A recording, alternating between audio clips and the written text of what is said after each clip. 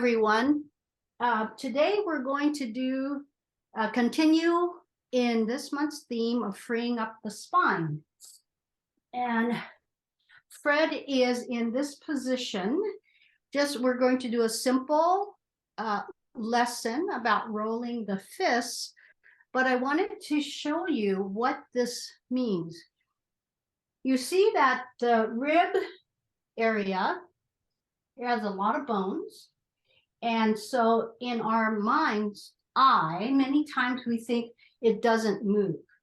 And we also have an arm and a shoulder blade. And for many people, it doesn't move independently of each other just because they're not used to it. So I'm going to show you two movements, and I'm going to show it in the big camera. Then I'm going to do a zoom in on another camera to show you what it really is like. And maybe you can feel it if you see it. First of all, the movements that the skeleton will demonstrate is a simple rolling fist. That means he will just turn his hand up and down. Okay. So when it gets closer, you'll understand. And then the other movement will be 6-12, which will be a rolling of the pelvis flat towards the ground and then the other way.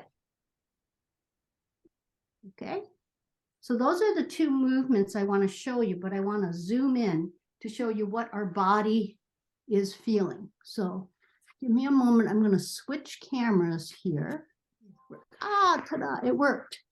Okay, so now what you're seeing is inside of the skeleton.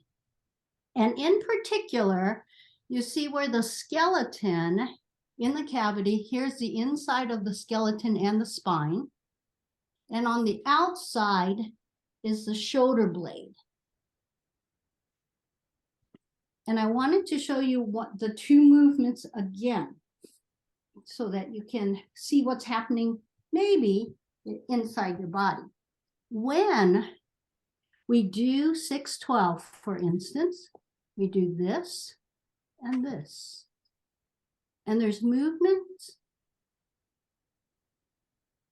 along the spine, which just moves up and that moves down. And the shoulder blades are quiet because they're kind of pinned to the floor. When you do the other movement of rolling the arms or reaching,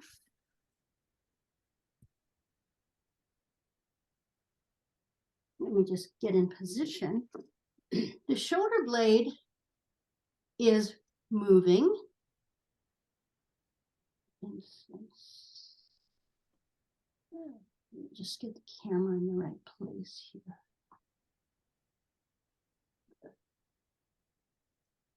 The shoulder blade is moving, and my hand is down here. The shoulder blade moves, and the ribs are quiet to a degree. And then the spine is quiet, and the shoulder blade moves. When we roll our arm, or when we reach up the shoulder blade, you can see the gray pad on the shoulder blade of the skeleton. That's moving underneath the ribs. So the spine is still and the shoulder blade is moving.